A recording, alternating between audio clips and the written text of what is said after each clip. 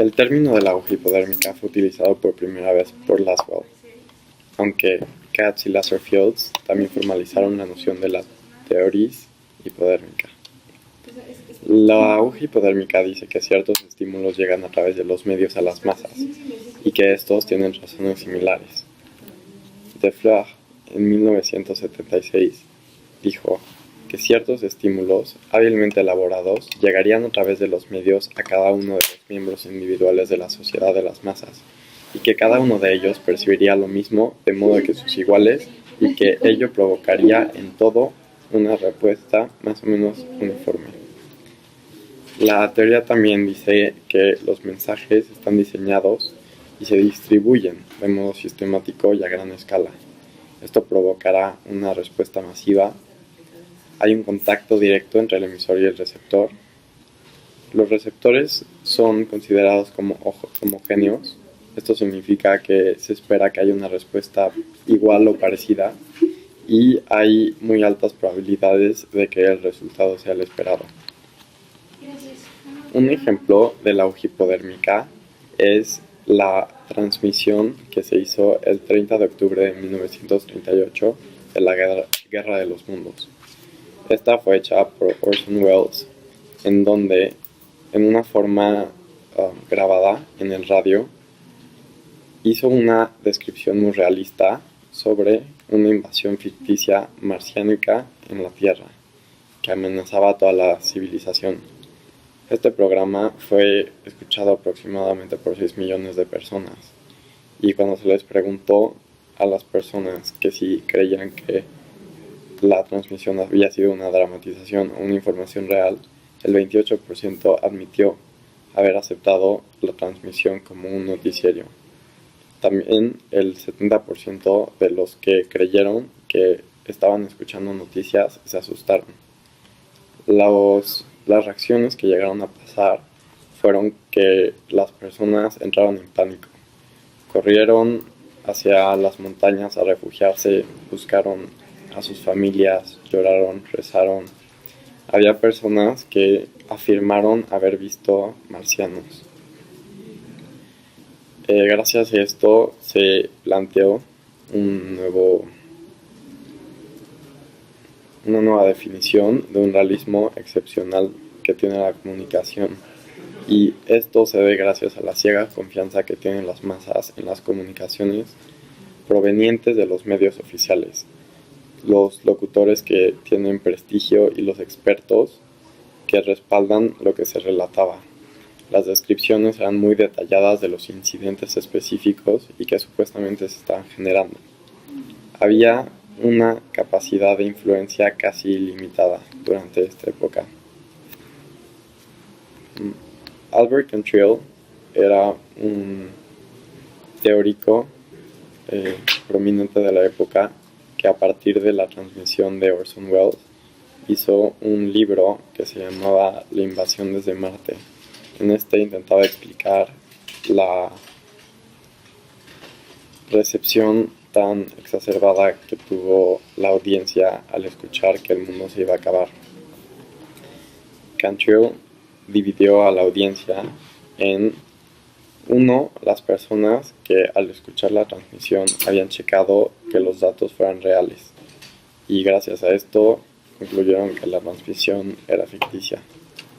La segunda categoría de la audiencia eran aquellos que no checaron la información en sí, la veracidad de los datos, pero checaron la programación del radio y vieron que en realidad lo que estaban escuchando era una obra de teatro, una dramatización.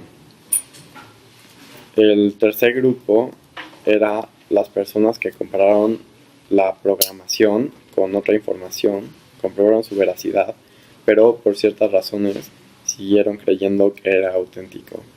Y también hay aquellos que no checaron y cayeron en pánico.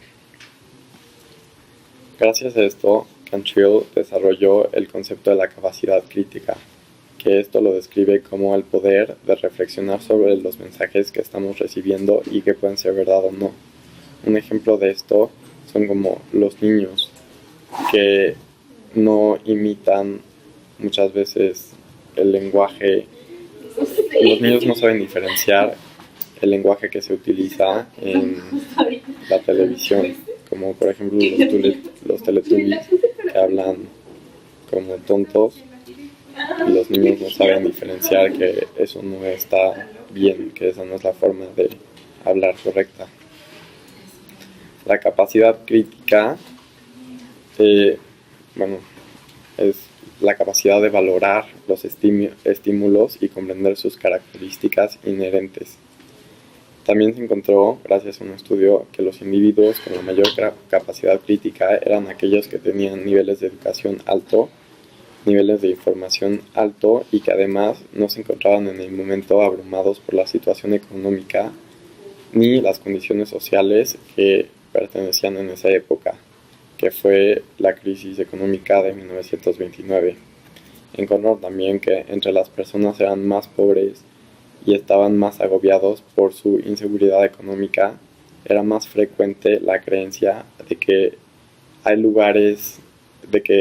hay lugar para acontecimientos que no se pueden comprender y que están fuera de su control inmediato.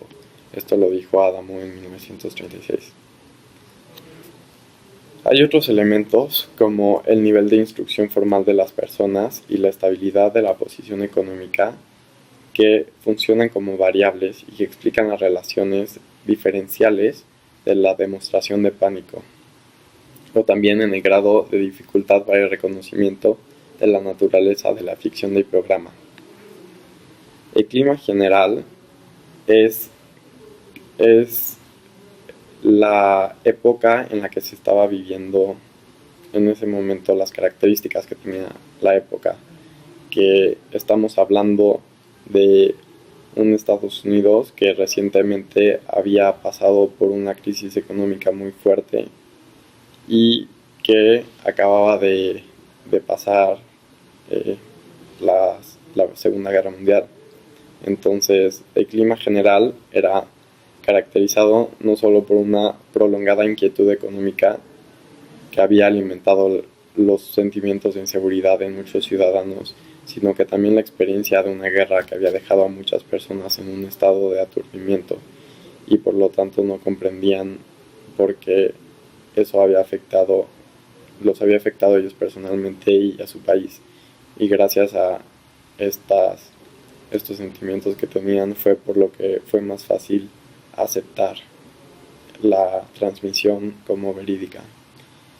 Y pues las consecuencias fueron como el pánico, y gracias a esto podemos explicarnos el efecto que pueden llegar a tener los medios masivos de comunicación. Los postulados generales del funcionalismo por Robert Merton se pueden dividir en puntos. El primero es el sistema social interrelacionado. El segundo, equilibrio y desequilibrio de fuerzas. El tercero, acciones estandarizadas. Y el cuarto, acciones indispensables. Estos puntos juntos dan una explicación, la cual es que un sistema social puede concebirse como un sistema de partes interrelacionadas. Es una organización de actividades interconectadas, repetitivas y estandarizadas. Dicho sistema tiende naturalmente hacia un estado de equilibrio dinámico. Si se manifiesta un desequilibrio, se generan fuerzas que tendrán que restaurar la estabilidad. Todas las actividades repetitivas en una sociedad contribuyen hacia un estado de equilibrio. En otras palabras, todas las formas persistentes de acciones estandarizadas cumplen un rol en el mantenimiento de estabilidad del sistema. Por lo menos algunas de las acciones estandarizadas y repetitivas en la sociedad son indispensables para que continúe su existencia. Esto es, que hay prerequisitos funcionales que satisfacen necesidades críticas del sistema, sin los cuales éste no sobreviviría. En un ejemplo práctico se puede aplicar a la policía, la cual es una institución social. Su función es resguardar el orden. Dentro de esta existe el cuerpo de tránsito, que vigila que se cumplan las normas de tránsito a través de multas. Si ellos no actuaran, se formaría caos. Dentro del funcionalismo existen efectos positivos y negativos, los cuales se dividen en funciones y disfunciones. Las funciones son vigilancia del entorno, las cuales son como las noticias. Después existe la correlación, que es en específico la columna de algún periodista. La transmisión de la cultura, que son programas de música, danza, etc. Y entretenimiento, la cual se refiere al contenido como películas, series, que su único objetivo es el entretenimiento. Después siguen las disfunciones, La primera es provocar pánico, la segunda amenaza la estabilidad social, la tercera el negativismo mediático, el cuarto aislamiento social, el quinto deteriorar el nivel de la cultura.